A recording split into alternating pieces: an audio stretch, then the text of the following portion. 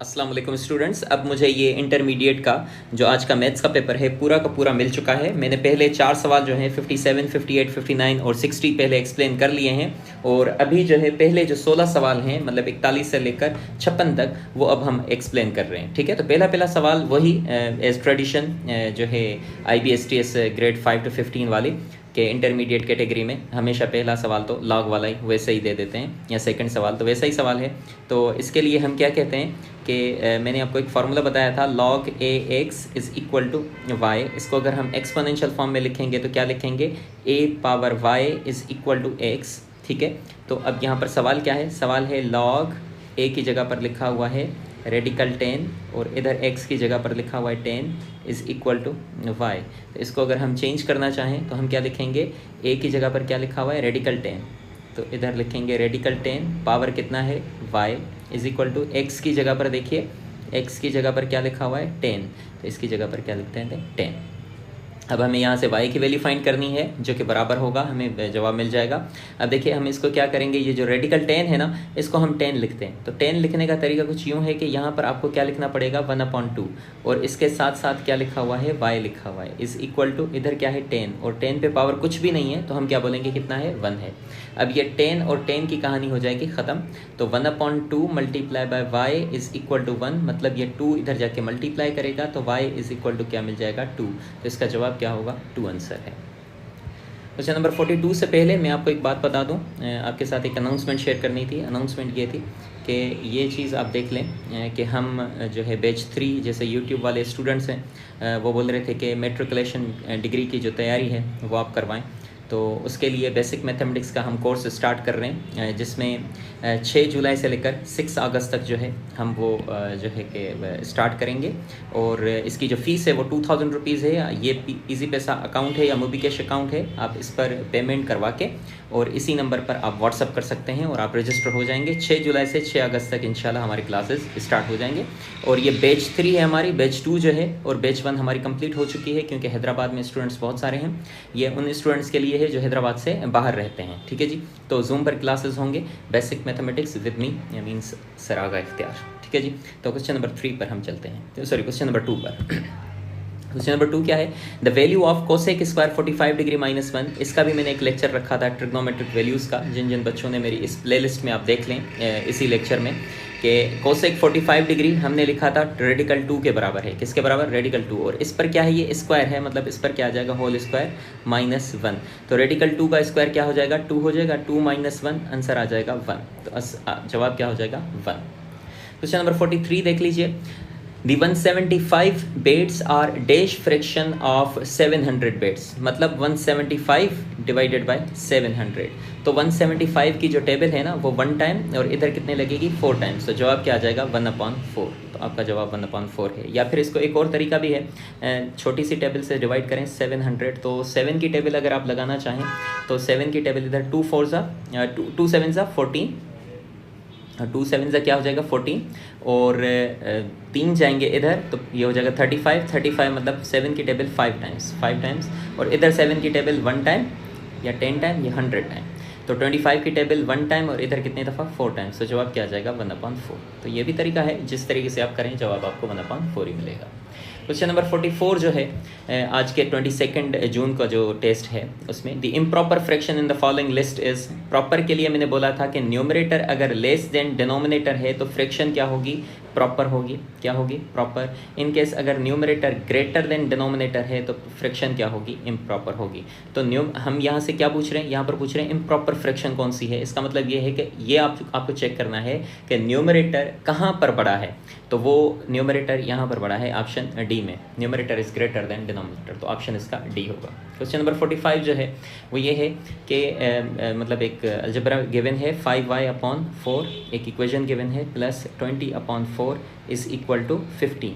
ठीक है जी, तो इसकी एलसीएम कितनी होगी 4 होगी। डिनोमिनेटर सेम है तो एलसीएम 4 है और ऊपर तो आपस में ऐड हो जाएंगे 5y + 20 इज़ इक्वल टू 15। ये 4 इधर डिवाइड कर रहा है, इधर जाएगा तो क्या करेगा मल्टीप्लाई। इधर क्या बचेगा 5y + 20 is equal to 4 multiply, ये 4 इधर जाकर मल्टीप्लाई करेगा तो क्या हो जाएगा 4 15 = 60।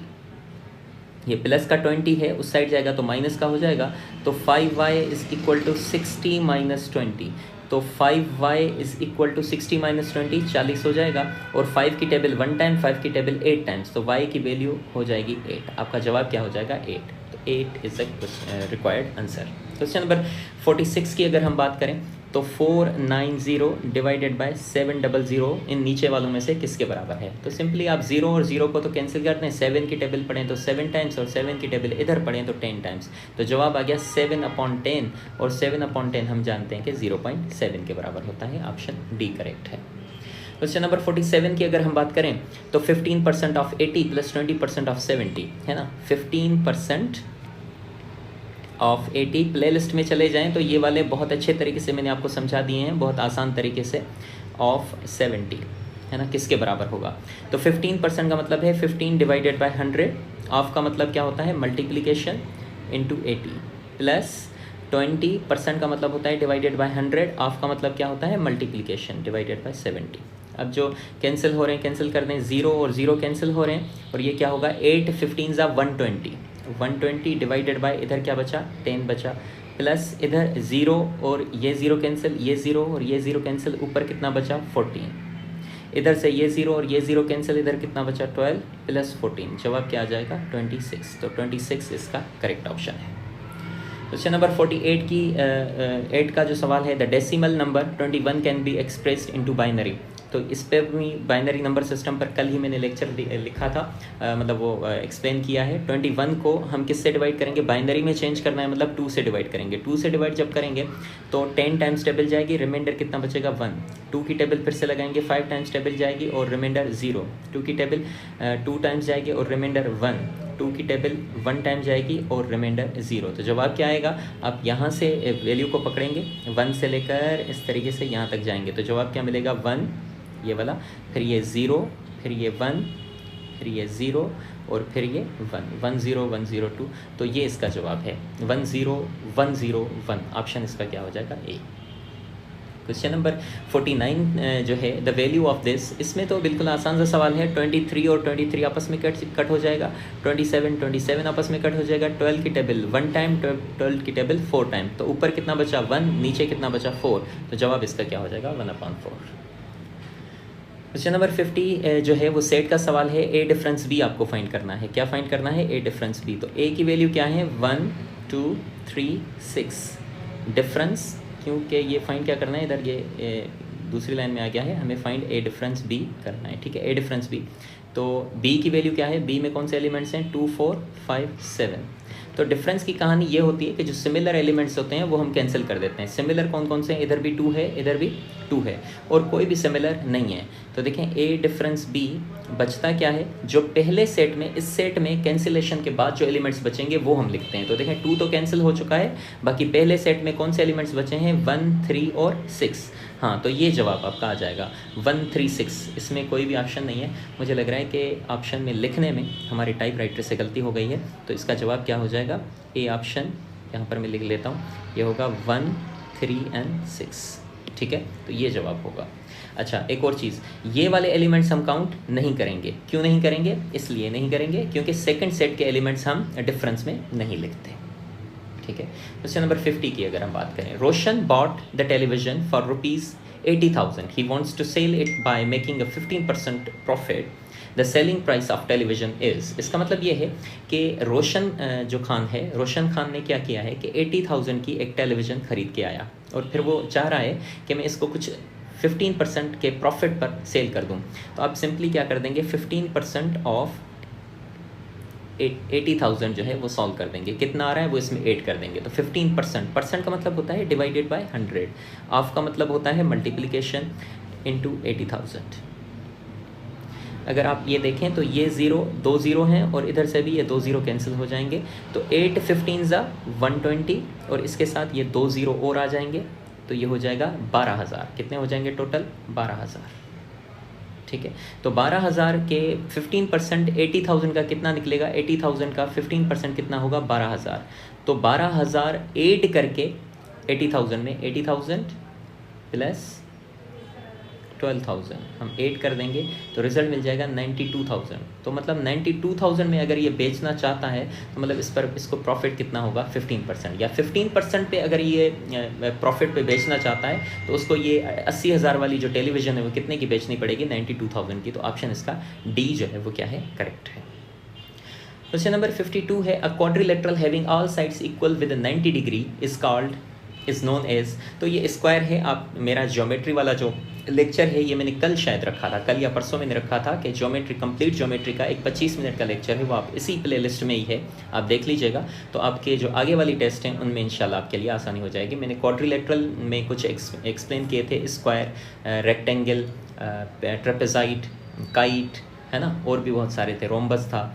तो ये सारी चीज़ें हमने एक्सप्लेन कर ली थी। तो स्क्वायर ऐसा शेप होता है, इस तरह का शेप होता है जिसकी चारों साइड्स क्या होती हैं, बराबर होती हैं, और उसकी ईच एंगल जो है वो किसके बराबर होती है, 90 डिग्री के। और इन तीनों का जो सम है 1 2 3 4 90 कितने हो जाते हैं, 360 डिग्री।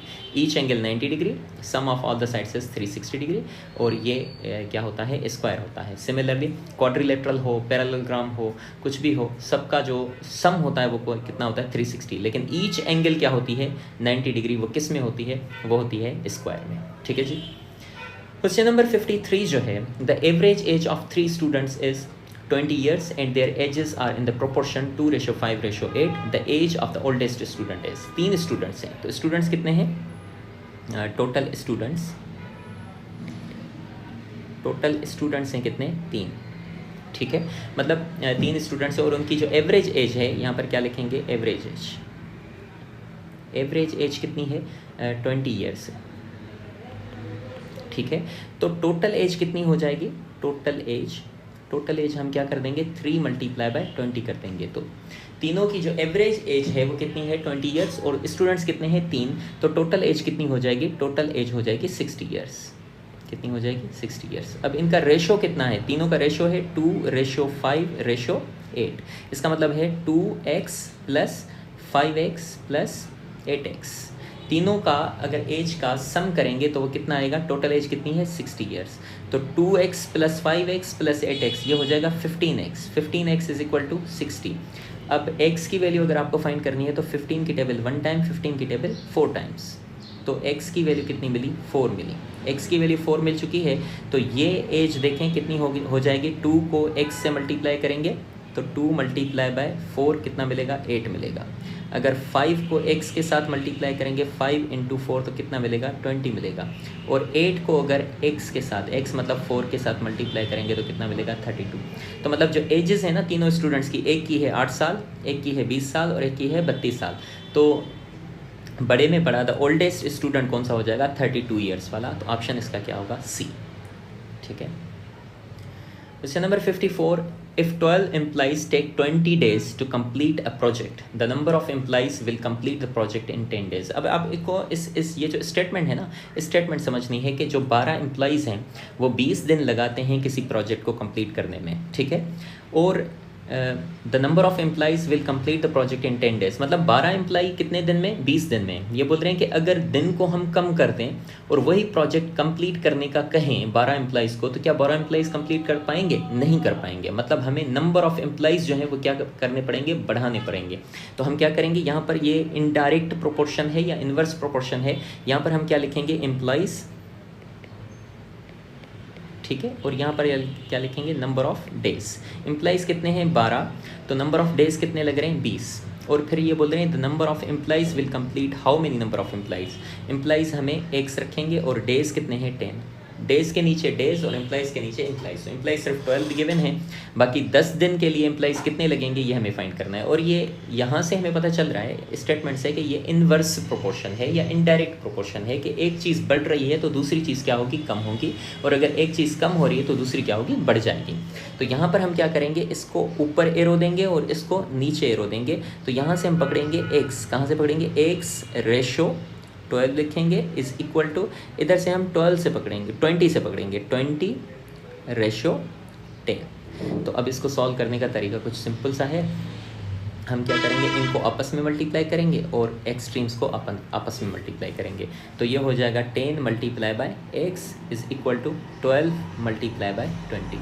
तो ये डिवाइड करेंगे तो ये 0 और ये 0 कट जाएगा, बाकी x बचा और इधर 2 12 24 आ जाएगा। तो x की वैल्यू कितनी होगी 24, मतलब एम्प्लॉइज़ कितने चाहिए 24 एम्प्लॉइज़ चाहिए। मतलब ये है कि अगर 12 एम्प्लॉइज़ 20 दिन में कोई प्रोजेक्ट कंप्लीट करते हैं और नंबर ऑफ़ डेज़ अगर हम कम कर दें तो फिर एम्प्लॉइज़ की तादाद हमें बढ़ानी पड़ेगी और वो दुगनी करनी पड़ेगी, that must be 24। Question number 55 देखिए। Question number 55, the ratio of 1 hour to 300 minutes. 1 hour में 60 मिनट्स होते हैं। कितने मिनट्स होते हैं 60 मिनट्स, मतलब रेशियो में किसका चाहिए 60 मिनट्स टू 300 मिनट्स। तो हम क्या करेंगे 60 डिवाइडेड बाय 300, तो ये 0 और ये 0 cancel, 60 table 1 time, 60 table 5 times. जवाब क्या आएगा 1/5, या हम ये बोलेंगे 1:5। तो ऑप्शन इसका क्या हो जाएगा B is the right answer. Question number 56 अगर आप देखें, Akhtar is 2 years older than बरकत, who is twice as old as Shafqat. If the total of the ages of Akhtar, बरकत and Shafqat be 27, then the age of Shafqat is how many years? कितने साल होगी। अब देखें इस सवाल को सॉल्व करने के लिए ये देखिए, Akhtar is 2 years older than बरकत, who का मतलब क्या है Barkat is twice as old as शफकत, ठीक है। इसका मतलब ये है कि हम यहाँ से करेंगे, शफकत से शुरू करेंगे, हमेशा लीफो चलेगा। लीफो मतलब last in first out, last number कौन किसका है शफकत का है। तो हम बोलेंगे लेट शफकत्स एज जो है वो कितनी है x ईयर्स है, ठीक है। और बरकत जो है, Barkat is twice as old as Shafqat, मतलब बरकत की जो एज हो जाएगी, बरकत्स एज वो शफकत का डबल है, मतलब ट्वाइस है। ट्वाइस मतलब डबल, मतलब ये है कि अगर शफकत की एज मान लीजिए कि कितनी है 10 साल है, कितनी साल है 10 साल है, तो बरकत की एज कितनी हो जाएगी 20 साल हो जाएगी, मतलब डबल हो जाएगी। अगर शफकत की एज मान लीजिए 8 साल है, तो शफकत की एज अगर 8 साल है तो बरकत की एज कितनी हो जाएगी डबल, मतलब 16 ईयर्स। तो हमने फ़िलहाल शफकत की एज हमें पता नहीं है, तो हमने क्या ली है x ली है। तो सोचो बरकत की एज इसकी डबल होगी तो वो कितनी हो जाएगी 2x हो जाएगी, ठीक है। उसके बाद अब आते हैं अख्तर पर। Akhtar is 2 years older than बरकत, मतलब ये जो अख्तर है ना, तीसरा बच्चा, अख्तर्स एज जो है ना वो कितनी होगी, ये जो बरकत है ना बरकत से 2 साल बड़ा है, 2 साल बड़ा है तो हम क्या कर देंगे +2 कर देंगे, ठीक है। मतलब बरकत की एज मान लीजिए 20 साल है तो अख्तर की एज 2 साल बड़े, मतलब 22 साल हो जाएगी, ठीक है। अब ये बोल रहे हैं if the total of their edges, मतलब तीनों की एज को अगर हम प्लस कर रहे हैं तो जवाब हमें क्या मिल रहा है 27। मतलब ये है कि अख्तर शफकत प्लस बरकत प्लस अख्तर, तो x + 2x + 2x + 2, तीनों की एज को ऐड कर दीजिए, x फिर 2x फिर 2x + 2, तीनों की एज को हम क्या कर रहे हैं प्लस, इसको भी प्लस, तो रिजल्ट हमें कितना मिल रहा है, रिजल्ट हमें मिल रहा है 27। तीनों को सम कर रहे हैं तो जवाब मिल रहा है 27। तो अब इनको ऐड कर दें, ऐड करेंगे तो x + 2x 3x, 3x + 2x 5x plus ये कितना है 2 है = 27। प्लस का 2 उस साइड जाएगा तो बोलो किसका होगा, माइनस का x होगा।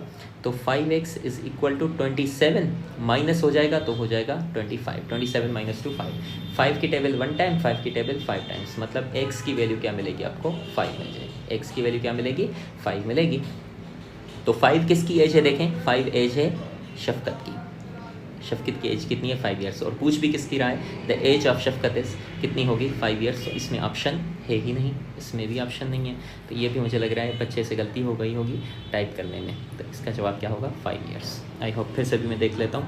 Akhtar is 2 years older than Barkat is twice as old as Shafqat. Shafqat की एज अगर x देते हैं तो बरकत की एज क्या हो जाएगी, बरकत की एज हो जाएगी 2x, और सही है, गुड है, यहाँ तक भी सही है, यहाँ तक भी सही, और ये 2x + 2 है तो 5x + 2 25 5 5, और शफकत की एज क्या हो जाएगी, शफकत की एज 5 ईयर्स होगी। बिल्कुल सही जवाब है, लेकिन ये जो ऑप्शन है वो शायद करेक्ट नहीं है, ठीक है। 57 जो क्वेश्चन है 57, इसका जवाब डी है 1000। ये आप अगर आप देखना चाहें तो मेरी जो नेक्स्ट वीडियो है जो इससे पहले मैंने 1-2 घंटे पहले रखी है, 4:30 बजे तकरीबन रखी थी, 1 घंटा पहले, तो वो आप ज़रूर देख लीजिएगा। 57 है, 58 है, 59 है और 60 है। इससे पहले मैं आपके लिए एक और अनाउंसमेंट जो है वो मैंने आपको बोला था कि मैं कर दूँ, कि ये जो हम कोर्स जो शुरू करवा रहे हैं, ये कोर्स जो है वो किसके लिए है, आपके लिए, आप लोगों के लिए है जो यूट्यूब पर हमें देखते हैं, और उनके लिए ये कोर्स है कि मेट्रिकुलेशन की हम तैयारी करवा रहे हैं, जिसका बैच 3 में जो है वो एडमिशन स्टार्ट हो चुकी हैं। बैच 3 में आप 2000 रुपीज़ उसकी फ़ीस है।